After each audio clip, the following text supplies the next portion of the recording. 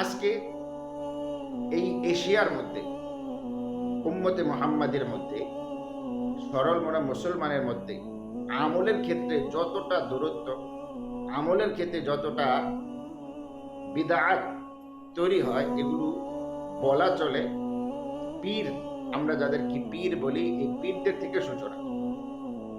পীরকে কেন্দ্র করে, পীরকে অনুসরণকে কেন্দ্র করে আমাদের দেশের মধ্যে যত কুফরি চলে, যত অনইসলামিক কার্যকলাপ চলে, তো শিরকি কথাবার্তা চলে, এই পীরতন্ত্রের বাইরে কোথাও এগুলো পাওয়া যায় না।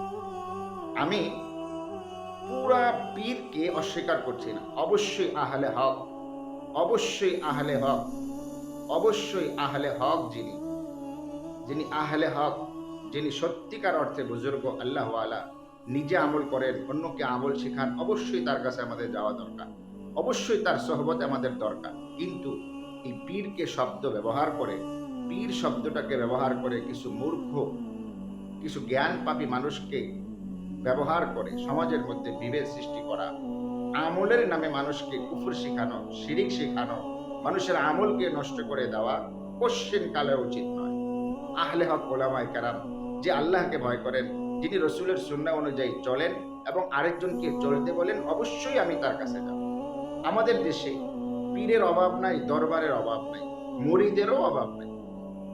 আমরা পীর বলতে যতটুকু বুঝি যে একজন ধর্মীয় মুরব্বী, উনি আমার আখেরাতকে সহজ করে দিবেন, আমাকে আল্লাহ তাআলার পথ চিনাইয়া দিবেন, রসুলের আদর্শ আমাকে বুঝাইয়া দিবেন। আস্তে আস্তে আমার মধ্যে পরিবর্তন আসবে। আমি অসুস্থ, আমি দিন সম্পর্কে বুঝি না, আমার এই সম্পর্কে জ্ঞান নাই, তো আমি একজন ধর্মীয় মুরব্বী শায়েখ, যার কাছে আমি যাব, তার থেকে আমল শেখার জন্য যাব, সে আমাকে আমল শেখাবেন, আমি ওইভাবে আমল করব, আস্তে আস্তে আমার মধ্যে পরিবর্তন আসবে। কিন্তু আমাদের এই গতানুগতিক পীর, আমি পীরের কাছে যাওয়ার আগে যেরকম ছিলাম, দেখা যায় যে পীরের কাছে সান্নিধ্য থাকার পরেও আমি ওই রকমই আছি, ক্ষেত্র বিশেষ আরো বেশি হয়ে গেছে, আরো বেশি খারাপ হয়ে গেছে।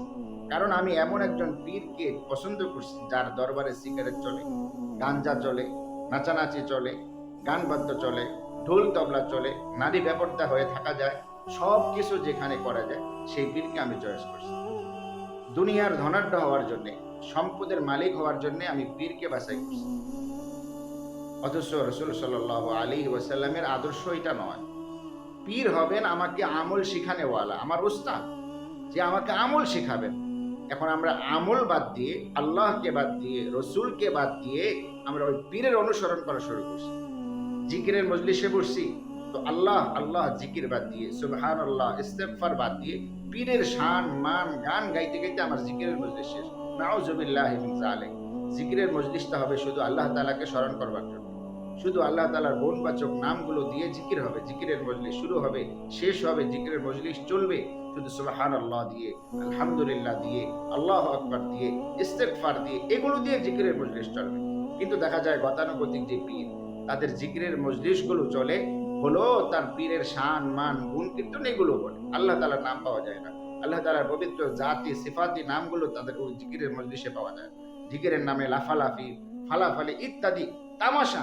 শরীয়তটাকে এই পীরতন্ত্র একটা খেলার বস্তু বানিয়ে ফেলছে, তামাশার কেন্দ্রবিন্দু বানিয়ে ফেলছে।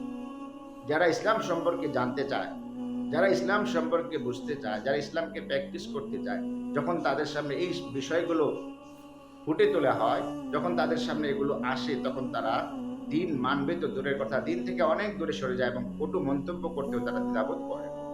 এই জন্য আমাদের উচিত হলো, যদি আমার প্রয়োজন হয় যে কোনো একজন ধর্মীয় মুরব্বীর সান্নিধ্যে আমাকে থাকা দরকার, তো সর্বপ্রথম আমাকে তাকে যাচাই করতে হবে সে আহলে হক কিনা, সে নিজে আমল করে কিনা। নিজের আমল যদি ঠিক না থাকে, তো আমাকে সে কিভাবে আমল শেখাবে? তার মুখে আল্লাহ রসুলের সুন্নতি দাড়ি নাই, তার মাথার মধ্যে রসুলের সুন্নতি পোশাক টুপি নাই, তার জীবনের মধ্যে রসুলের সুন্নাহ নাই, কোথাও নাই, সে পীর। এই জন্য হলো আমাদের উচিত, পীর যদি, পীরের সান্নিধ্যে যদি আমাকে যেতে হয়, তো এমন একজনের সান্নিধ্যে আমি যাব যে নিজের সুন্নতের উপরে চলে, যে নিজে আমল করে, আল্লাহকে ভয় করে। তো তার কাছে আমি যাব, সে যেভাবে আমল করে আমাকেও ওইভাবে আমল করতে বলবে। আল্লাহ আমাদেরকে আমল করার তৌফিক দান করুন।